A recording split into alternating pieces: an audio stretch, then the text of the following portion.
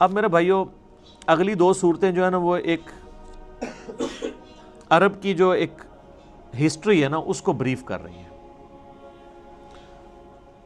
عرب کے لوگوں میں چونکہ سن اس طرح نہیں چل رہے ہوتے تھے، یہ سن ہجری بھی آپ کو پتہ ہے کہ سیدنا عمر کے دور میں شروع ہوئے۔ میرا ایک یوٹیوب پہ کلپ بھی ہے، اسلامک کیلنڈر ورسز عیسوی کیلنڈر، ہجری کیلنڈر ورسز عیسوی کیلنڈر، وہ آپ دیکھ سکتے ہیں۔ اس میں نے بتایا کہ عیسوی کیلنڈر کس طریقے سے شروع ہوا، ہجری کیلنڈر کیسے شروع ہوا، بڑی ڈیٹیلز میں نے بیان کی ہیں، وہ آج مان لی کہ میں اس کی ڈیٹیل میں جاؤں۔ عرب کے اندر یہ رواج تھا کہ سالوں کو وہ واقعات کے ساتھ یاد رکھا کرتے تھے، یعنی کوئی سن تو چلتے ہی نہیں تھے۔ مثلا اگر میں آپ کو جہلم شہر کی بات بتاؤں تو جہلم شہر میں 1992 میں بہت بڑا سیلاب آیا تھا، جہلم کی ہسٹری کا سب سے بڑا وہ سیلاب تھا، میں اس وقت میٹرک میں پڑھتا تھا۔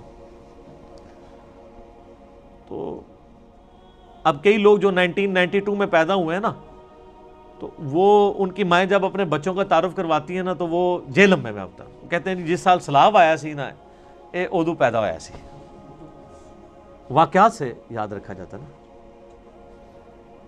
تو کیونکہ وہ سیلاب ہمارے لیے تو بہت بڑی چیز تھا۔ اسی طریقے سے اگر آپ ناردرن ایریا میں چلے جائیں نا تو وہ آپ کو 8 اکتوبر 2005 کا زلزلہ جس میں 1 سے 1.5 لاکھ لوگ لقمہ اجل بنے تھے، تو وہ جو بندہ 8 اکتوبر 2005 کو جو بچہ پیدا ہوا ہے نا تو وہاں کے لوگ کہتے ہیں جی زلزلے والے سال اس دن پیدا ہوا سی یا اس سال پیدا ہوا تھا۔ تو عرب کے کلچر میں یہ چیز تھی، سن نہیں تھے۔ تو نبی صلی اللہ علیہ وآلہ وسلم جس سال پیدا ہوئے نا اس سال بھی ایک بہت بڑا ایونٹ ہوا تھا۔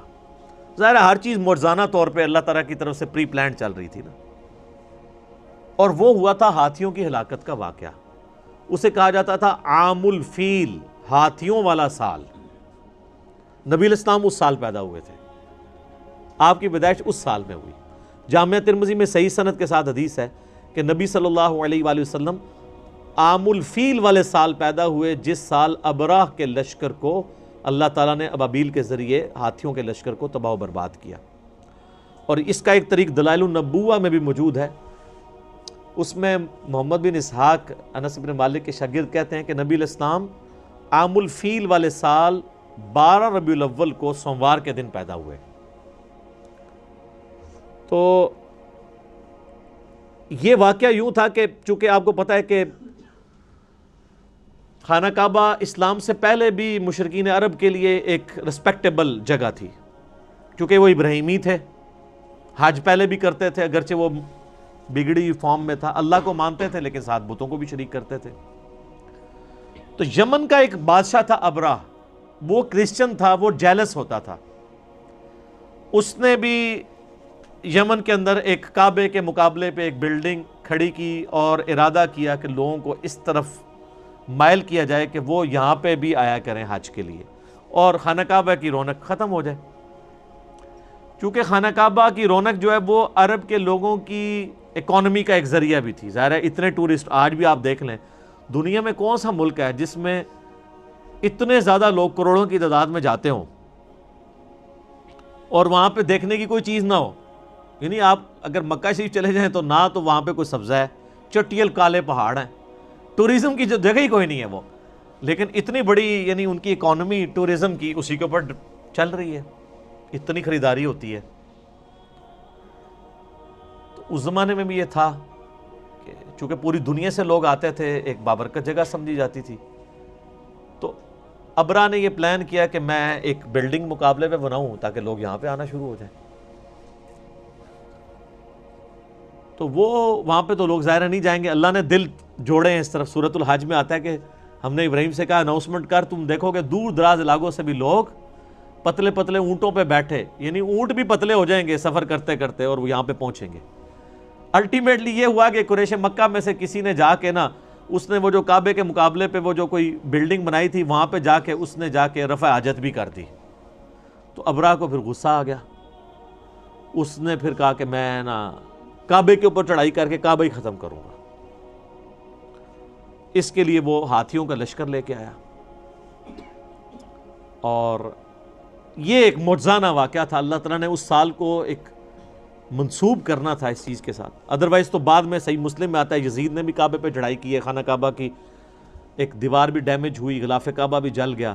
اس کے بعد حجاج بن یوسف نے بھی یہ کیا. تو اس وقت تو کوئی اللہ تعالیٰ کی طرف سے غیبی مدد نہیں آئی ہے. حتیٰ کہ بخاری میں آتا ہے قرب قیامت میں ایک کالا حبشی پتلی ٹانگوں والا کعبے کی اینٹ سے اینٹ بجا دے گا. تو دنیا کو اللہ نے بقدر ایفرٹ رکھا ہے. وہ ایک ہی واقعہ ہوا تھا، آگ بھی ایک ہی دفعہ ٹھنڈی ہوئی ہے حضرت ابراہیم کے لیے. بعد میں تو صحابہ کرام آگ میں جلائے بھی گئے ہیں. تو وہ جب لشکر لے کے آیا تو اللہ تعالیٰ نے پرندوں کے چھوٹے چھوٹے پرندے ابابیل بھیجے جنہوں نے زمین سے کنکریاں اٹھائیں. یہ جب بارش پڑتی تھی نا عرب میں تو وہ جو کنکریاں یعنی بارش کے قطرے گرنے سے جو وہاں کی مٹی ہے اس میں چھوٹے چھوٹے وہ کنکر بن جاتے تھے. جب ان کو دھوپ پڑتی تھی تو وہ ایک چھوٹے چھوٹے آپ سمجھ لیں گولیاں پتھر بن گئے. اور جب آپ اتنی ہائٹ سے وہ پتھر نیچے پھینکیں تو وہ پھر کس سپیڈ سے آ کے لگتا ہے. یہ تو اللہ نے معجزہ کیا ہوا ہے کہ جو آپ کی بارش نازل ہوتی ہے نا، اگر اس میں جو اولے ہیں یہ بھی اس طریقے سے آ کے پڑے نا تو یہ تو سب کچھ ڈیمیج ہو جائے. اس کی سپیڈ کنٹرول ہو جاتی ہے. اللہ نے ایسا سسٹم رکھا ہوا ہے اس میں. تو وہ آسمان سے ابابیلوں نے وہ کنکریاں پھینکی. اتنی اوپر بلندی سے جب کنکریاں آگے گریں گی تو وہ جس چیز میں پڑیں گی ظاہر ہے کہ وہ تو گولی کی طرح لگیں گی. تو وہ ہاتھیوں کو بھی انہوں نے ڈیمیج کر کے زخمی کر دیا اور لاشیں ہاتھیوں کی بکھری پڑی ہوئی تھیں. آج بھی اگر آپ میدان عرفات سے مزدلفہ کی طرف پیدل راستے سے آئیں نا تو وہ وادی آتی ہے جہاں پہ وہ ابرا کا لشکر تباہ کیا گیا تھا اور نبی الاسلام نے حکم دیا کہ وہاں سے تیزی سے گزرا جائے کیونکہ وہاں پہ اللہ کا عذاب نازل ہوا تھا. تو وہاں سے بھی لوگ بھاگتے ہوئے گزرتے ہیں. اگرچہ اب تو وہاں کوئی عذاب کے اثار نہیں ہے لیکن ایک سنت ہے، جیسے صفا مروہ میں بھی بھاگتے ہیں. تو وہ آسمان سے یعنی پرندوں نے اپنی چونچوں میں زمین سے اٹھائے اور وہ پتھر پھینکے. یہ معجزانہ طور پہ ہوا ہے، نہ اس سے پہلے ہوا ہے نہ بعد میں ہوا ہے.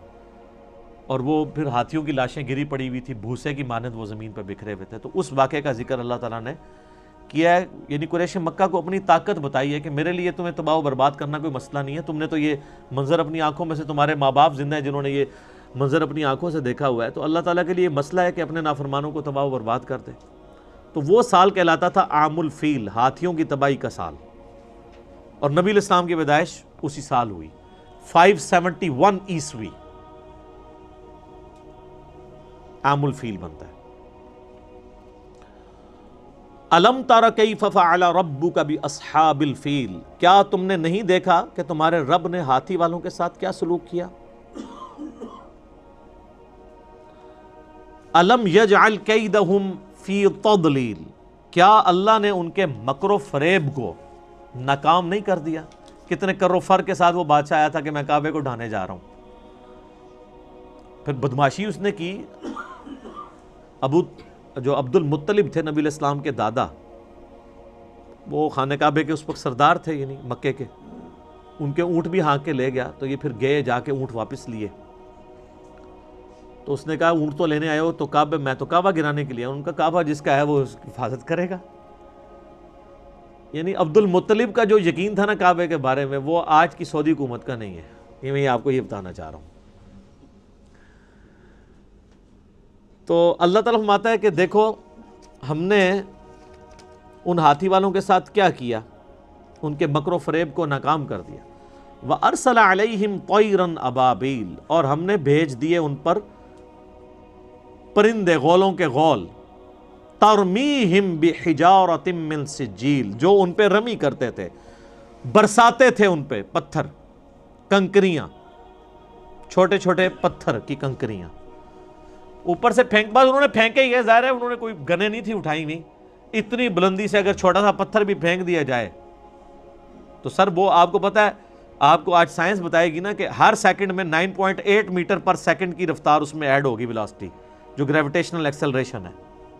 تو سر آپ اتنی سی بھی چیز اگر آپ بلندی سے پھینک دیں اور ہر سیکنڈ میں اس کی رفتار 9.8 میٹر فی سیکنڈ ایڈ ہوتی انڈر گریوٹی کہاں سے کہاں آ جائے گی. آپ کو میں بتاؤں یہ جو میزائل ٹیکنالوجی ہے نا، میزائل میں دو چیزیں ہوتی ہیں نا. ایک اگلا حصہ اس کا ہوتا ہے جو میزائل والا، جس میں وار ہیڈ ہوتا ہے اور ایک پیچھے والا حصہ ہے جس کو راکٹ کہا جاتا ہے. راکٹ جو ہے وہ 40 سے 45 سیکنڈ کے بعد الگ ہو جاتا ہے میزائل سے. 45 سیکنڈ کتنے ہوتے ہیں؟ لیکن وہ اس کو اتنا ایکسلریشن دے دیتا ہے کہ اس کے بعد وہ 800 900 2000 کلومیٹر تک بھی چلا جاتا ہے. یہ جب میزائل فائر ہو رہے ہوتے ہیں آپ ذرا دیکھیں تو آپ کے سامنے موٹر لگ ہوتی نظر آئے گی, اور اس کے بعد وہ جا کے کتنا دور گرتا ہے, اتنا اس کو تھرسٹ مل جاتی ہے, کیونکہ وہ پھر ریئر ایٹماسفیئر میں اوپر چلے جاتے ہیں. اوپر جا کے ریئر ایٹماسفیئر میں ایئر کی فرکشن بہت کم ہوتی ہے, کیونکہ یہ ساری ڈینسٹی تو 50 کلومیٹر کے اندر ہی ہے نا. اوپر اگر آپ چلے جائیں تو آلموسٹ خلا ہی ہے 50 کلومیٹر کے بعد, تو وہاں پہ ریزسٹنس تو کوئی نہیں ہے. پھر وہ جاتا ہے, پھر جب اس کے بعد وہ یعنی اپنا پروجیکٹائل بناتے ہوئے جب یوں واپس, کوئی بھی چیز آپ پھینکیں گے ایک خاص ہائٹ پہ جا کے اس نے واپس آنا ہے. وہ جب واپس آتا ہے نا تو وہ زمین کی قوت کشش ثقل کی وجہ سے آتا ہے, تو وہ پھر اس کی رفتار صرف 5000 کلومیٹر پر آور بھی ہو جاتی ہے جا کے, صرف انڈر گریوٹی. تو گولی کی رفتار تو بہت تھوڑی ہے, 60 کلومیٹر, اور وہ 5000. تو یہ تو آپ دیکھ لیں کہ ایک کنکری اگر آپ 8 یا 10 کلومیٹر سے پھینکے تو وہ گولی ہے, کوئی چیز اس کے سامنے نہیں رکے گی. تو اللہ تعالیٰ ماتا ہے وہ برساتے رہے اللہ کے حکم سے کنکریاں, فَجَعَلَهُمْ كَعَصْفٍ مَأْكُولٍ, اور انہوں نے کھائے ہوئے بھوسے کی طرح کر دیا ہاتھیوں کو. یعنی ہاتھی اگر مرا پڑا ہو اور اس پہ آ کے چیلیں یا گدھ یا کوے آ کے اس کا گوشت کھائیں تو اینڈ پہ آپ کو کیا نظر آئے گا؟ اس کے ڈھانچے بھوسے کی فارم میں بکھرے ہوئے. تو یہ حالت ہو گئی ہاتھیوں کی. تو یہ بہت بڑا واقعہ تھا. اور دوسری صورت میں اللہ تعالیٰ نے قریش مکہ پہ اپنا ایک تو یہ احسان جتایا کہ تمہیں ابراہ کے لشکر سے پناہ دی, دوسرا احسان اسپیسیفکلی قریش کو. ظاہر ہے قریش کو اللہ تعالیٰ نے اب قیامت تک کے لیے چن لیا ہے, جیسے اللہ تعالیٰ نے بنی اسرائیل کو چنا تھا. انی فضلتکم علی العالمین یا بنی اسرائیل اذکروا نعمتی التی انعمت علیکم, اے بنی اسرائیل اس نعمت کو یاد کرو جو ہم نے تم پہ کی. وَأَنِّي فَضَّلْتُكُمْ عَلَى الْعَالَمِينَ, اور تمہیں تمام جہان والوں پہ فضیلت دی. بعد میں پھر اللہ نے بنو اسماعیل کو, قریش کو, حضرت ابراہیم کے دوسرے بیٹے کی اولاد کو, بنو اسماعیل کو فضیلت دی. تو وہ قریش تھے. تو اب قریش مکہ کی طرف نبی الاسلام کی بعثت خاصہ تھی.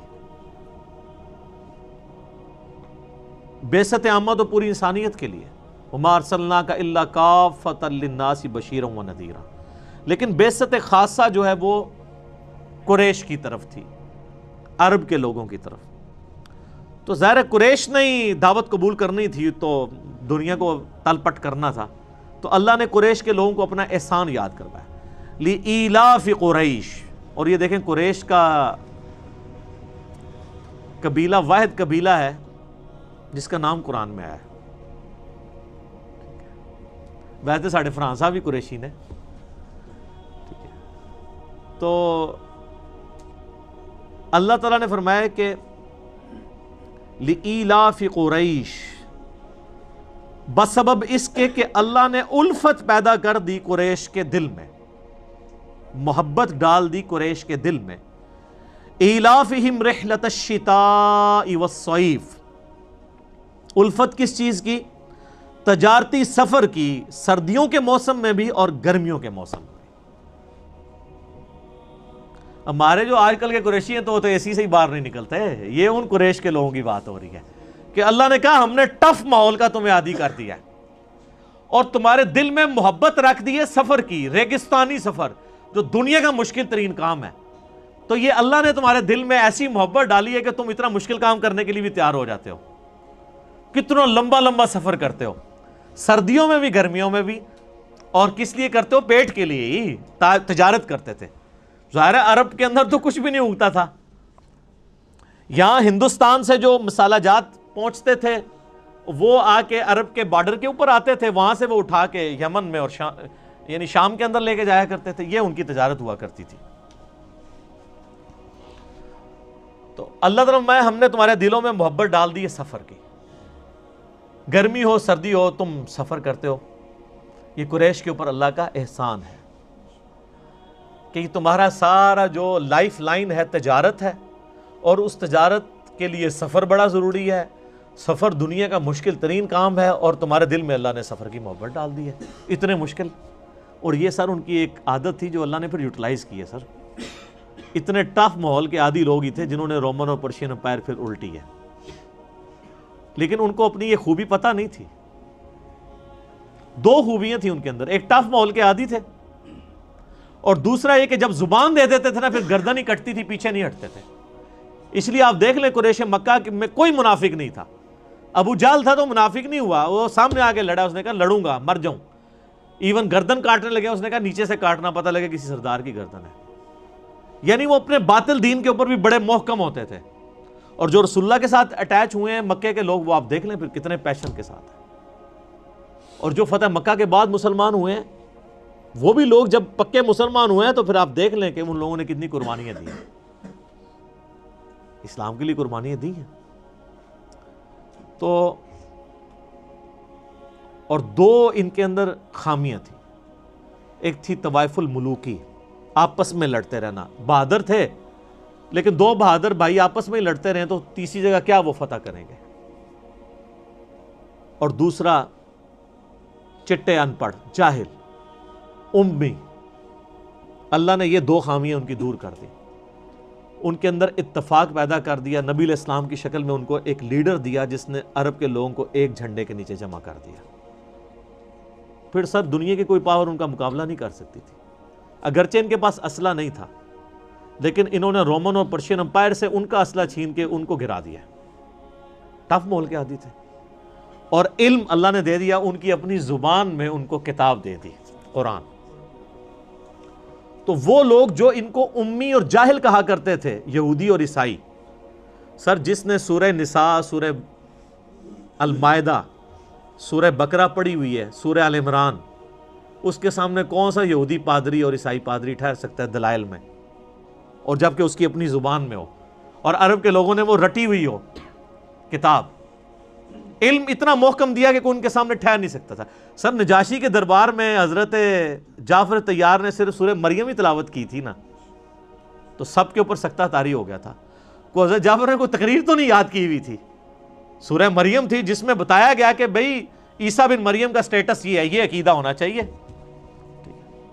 تو پھر نجاشی نے بھی ایک تنکا اٹھا کے کہا تھا کہ عیسیٰ اس تنکے سے بھی زیادہ نہیں ہے جتنا اس نے بیان کیا ہے، یعنی منون اتنا ہی ہے، یہ تنکے جتنے بھی ایڈیشن نہیں ان میں کی جا سکتی. اللہ کے بندے ہیں. تو یہ اللہ تبارک و تعالیٰ نے قریش کے لوگوں کے اندر خوبی رکھی تھی. تو اللہ تعالیٰ نے ان کو پھر یہ اس چیز احسان جتایا ہے اپنا کہ دیکھو الفت پیدا کر دی ہے سفر کی کہ تم سفر اختیار کرتے ہو. تو اب پھر اس کا تقاضا کیا ہے؟ فَلْيَعْبُدُوا رَبَّ هَذَا الْبَيْتِ. جس گھر کا کھانا کھا رہے ہو، بیت اللہ کے نام کے اوپر قریش کے لوگ پورے عرب کے اندر ان کا ایک ٹیکا تھا، چودھری تھے. یہ ہر قافلہ لوٹا جاتا تھا، قریش کا قافلہ کوئی نہیں لوٹتا تھا. وہ کہتے تھے یہ تو کعبے کے متولی ہیں، ٹھیک ہے. اور یہ بھی ان کو ڈر لگا ہوتا تھا کہ کعبے میں 360 بت رکھے ہوئے ہیں، اگر ہم ان کے ساتھ ہینکی پینکی کی ہمارا بت ہی اٹھا کے پرے پھینک دیں گے. تو وہ بھی ان کو خطرہ رہتا تھا دوسرے قبیلوں کے. تو قریش کے لوگ بآسانی گرمی سردی سفر کرتے تھے ریگستان کا، اور بغیر کسی ڈر کے. دوسرا کوئی قافلہ بچتا نہیں تھا اور ان کے قافلے کو وہ ہاتھ نہیں ڈالتا تھا. ڈاکو تھے نا، وہ پتہ لٹیرے عرب کے لوگ، ان کا گزر بسر ہی اس طرح ہوتا تھا قافلوں کو لوٹ کے. ظاہر ہے جب وہاں پہ کوئی اناج بھی نہیں اگنی، کوئی معدنیات بھی نہیں، یہ تیل بھی تو ابھی آگے دریافت ہوا ہے نا، تو بیچارے کھائے پیئیں گے کہاں سے؟ اسی طریقے سے ہی کرتے تھے وہ. تو قریش کے لوگ تجارت کرتے تھے اور ان کو پروٹیکشن ہوتی تھی کعبے کی وجہ سے.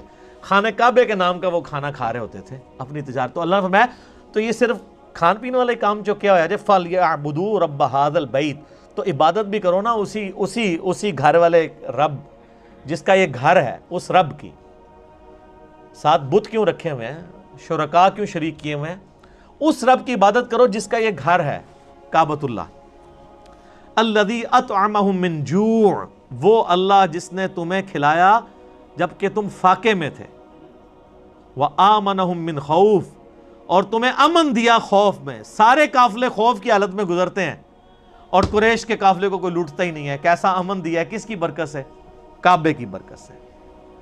اور اسی کعبے کی برکت سے جو تم تجارت کرتے ہو، تمہارا سارا کھانا پینا اس تجارت پہ ڈیپینڈنٹ ہے، وہ بھی کعبے کا ہی کھا رہے ہو۔ تو اس کا تقاضا نہیں ہے کہ جس رب کا یہ گھر ہے اس کی پوجا بھی کرو۔ یہ اللہ نے ان کو احسان جتایا۔ پہلا خانہ کعبہ کے اوپر حملہ عبداللہ بن زبیر کو شہید کرنے کے لیے، کامیاب تو نہیں ہوا، بعد میں وہ شہید ہوئے عبد الملک بن مروان کے دور کے اندر، لیکن یہ غلاف کعبہ کا شہید ہونا، یزید ابن معاویہ کے دور کے اندر خانہ کعبے پہ حملہ کر کے اس کی حرمت کو پامال کرنا، یہ صحیح مسلم میں حدیث موجود ہے 3245 نمبر۔ دوسرا واقعہ ہرہ، کیونکہ جب سیدنا حسین شہید کر دیے گئے تو اہل مدینہ نے بیعت یزید کی توڑ دی، انہوں نے کہا اب کون سا خیر باقی رہ گیا، تو اس کے ریونج میں یزید نے چڑھائی کر دی مدینے کے اوپر۔